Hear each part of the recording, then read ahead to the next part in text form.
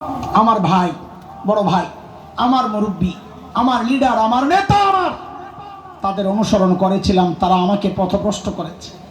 তো এখন কি চাও? তো সন্তান অধীনস্থরা বলবে, আল্লাহ এখন আমি ডাবল শাস্তি চাই। কয় শাস্তি?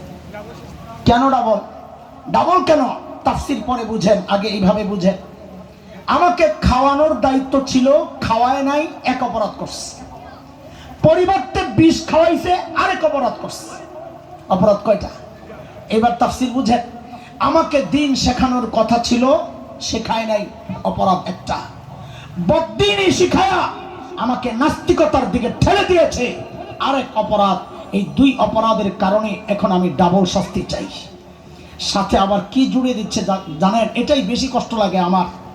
সাথে জুড়ে দিচ্ছে, আল্লাহ আপনি তো রহমান রহিম, আপনার তো দয়া, বান্দার করুণ চেহারা দেখলে আপনার মায়া লাগবে, আপনি মাফ করে দিবেন।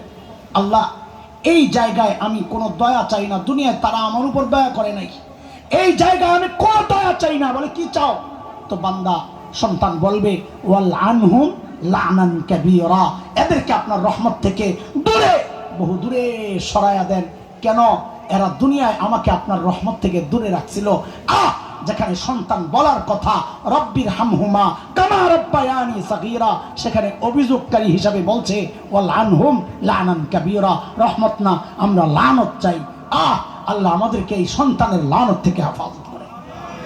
কিন্তু হেফাজত যে করবে, আগে তো তাকে হেফাজত করতে হবে। আপনার আগে তো আপনার তাকে হেফাজত করতে হবে, না হয় সে কিন্তু আপনাকে আল্লাহর আদালতে আসামির কাঠগড়ায় দাঁড় করাইয়া দেবে।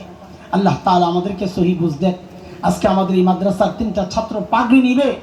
আমি বলি, দুনিয়ায় এদের বাবা মার চেয়ে সৌভাগ্যবান বাবা মার একজন নাই। এটা কোরআন হাদিস যদি কেউ বিশ্বাস করে, আপনার ছেলে এমপি মন্ত্রী নাকি এটা বলেন আপনি। আমি বলেছি শুরুতে, এই জন্য বলেছি, সুরের কথাগুলা কেউ না শুনলে